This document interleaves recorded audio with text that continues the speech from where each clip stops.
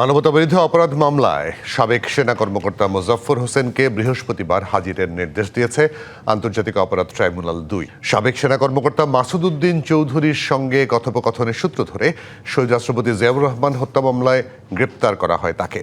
মানবতাবিরোধী অপরাধ সহ বেশ কয়েকটি অপরাধের তদন্ত করা হবে তার বিরুদ্ধে। এই মুহূর্তে আমাদের সঙ্গে অতিথি হিসেবে সরাসরি যুক্ত হয়েছেন সুপ্রিম কোর্টের সিনিয়র আইনজীবী ডক্টর কাজী জাহেদ ইকবাল।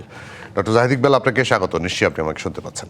মানে একটা কনফিউশন তৈরি হয়েছে আইনজীবী হিসেবে আপনার কাছে জানতে চাই, সেটি হচ্ছে মানবতা বিরোধী অপরাধের মামলায় মুজাফফরকে গ্রেপ্তার দেখানো হয়েছে এবং তাকে ট্রাইব্যুনালে হাজির করার কথা বলা হয়েছে, কিন্তু আবার বলা হচ্ছে যে সেনা আইনে তার বিচার হবে। সেনা আইনে তার বিচার হয়েই আছে, তিনি তো মৃত্যুদণ্ডপ্রাপ্ত আসামি, এটা এখন ইমপ্লিমেন্ট করার কথা। আমি জানি না আপনি কোনো কনফিউশন দেখেন কিনা।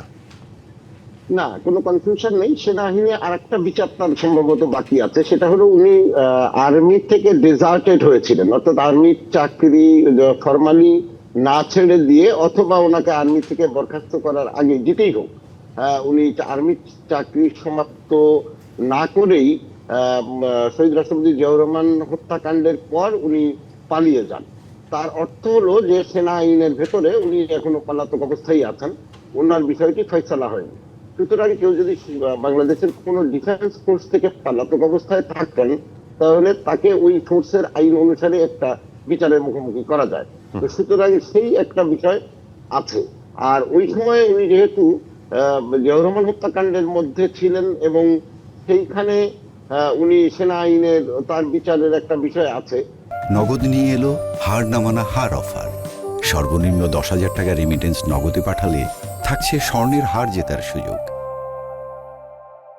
ওইখানে প্রকৃতপক্ষে ওই যেটা আগে রায় হয়ে আছে ওটা এক্সিকিউশনের জন্য যে প্রসিডিওর গুলো সেনা আইনে, সেটা হয়তো পালিত হবে। একই সঙ্গে উনি যে চাকরি থেকে পালিয়ে গিয়েছিলেন, আমরা যেটাকে ডেজার্টেড বা ডেজার্টেশন বলি, সেইখানে ওনার একটা আলটিমেটলি বিচারের বিষয় আছে। সেই কারণে সেনা আইনে ওনার বিচারের এখনো কিছু বিষয় রয়ে গিয়েছে, সেটা হচ্ছে সেনা আইনের দিকের বিষয়। জি, সেটা বিচার হলো। এখন যেহেতু একটা 45 বছর আগের একটা মামলা, সেখানে অন্যরা যারা আসামি ছিলেন মৃত্যুদণ্ডপ্রাপ্তরা, তাদেরকে মৃত্যুদণ্ড দেওয়া হয়েছে। দুজন পলাতক, তার মধ্যে একজন গ্রেপ্তার হলেন। তারটা এখন আমি যদি মনে করি যে মৃত্যুদণ্ড বাস্তবায়নের আগে এই মামলার সূত্র ধরে এবং আরও একটি মামলা মানবতা বিরোধী অপরাধ, দুটি মামলার সূত্র ধরে এটি আবার প্রলম্বিত হয়ে গেল, কিন্তু তাই মনে করেন কিনা?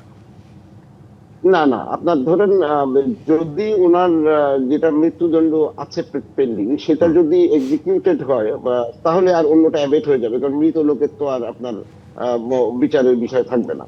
কিন্তু যতক্ষণ ওটা এক্সিকিউট না হচ্ছে ততক্ষণ পর্যন্ত অন্য যে অভিযোগগুলো ওনার বিরুদ্ধে আছে, যেমন যে আমরা বলছিলাম যে উনি সেনাবাহিনী ছেড়ে পালিয়ে গিয়েছেন, সেটার জন্য সেনা আইনে বিচারের যে বিষয়টা, অথবা এই যে সাম্প্রতিক সময়ে মানবতা বিরোধী অপরাধে ওনাকে দেখানো হবে বলে চিফ প্রসিকিউটর বলেছেন, এই যে বিষয়গুলো, সেগুলোর প্রক্রিয়া চলতে থাকবে যতক্ষণ পর্যন্ত ওনার এই এক্সিকিউশনের ব্যাপারটা না ঘটছে।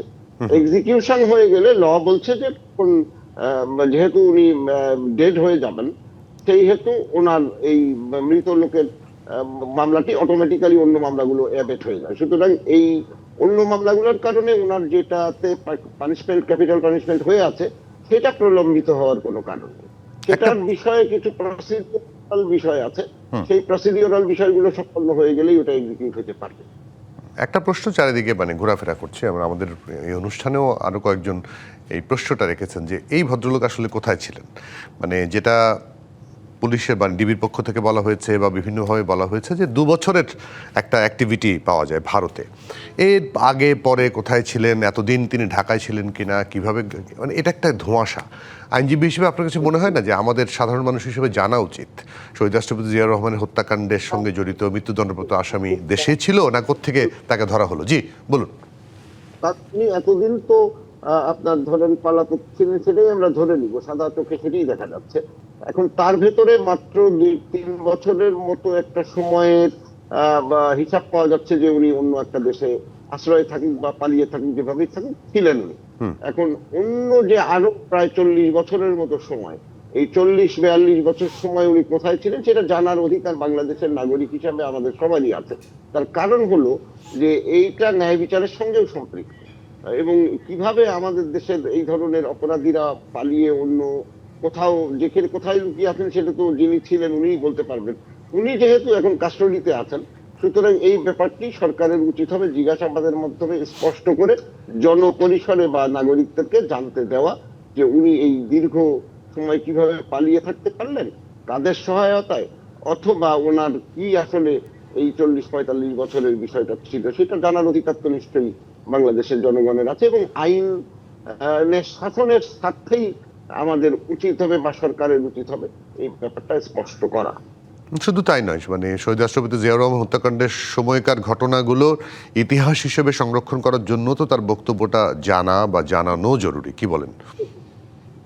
নানান ভাবেই ওনার এই বক্তব্যটা অত্যন্ত জরুরি, কারণ হলো এটা তো পার্ট অফ দ্য হিস্ট্রিও। এত বড় একটা ট্র্যাজেডি এই দেশের রাষ্ট্রের মধ্যে ঘটেছে এবং তার যারা কুশীলব ছিলেন তাদের একজন মূল ব্যক্তিদের মধ্যে উনি একজন। তো ওনার গতিবিধি বা পালিয়ে থাকা বা কোনোভাবে কোথাও লুকিয়ে থাকা ইত্যাদির যে পুরো ব্যাপারটা, এটা তো আপনার রাষ্ট্রের নিরাপত্তা ইত্যাদি ইতিহাস সবকিছুর জন্যই জানাটা জরুরি।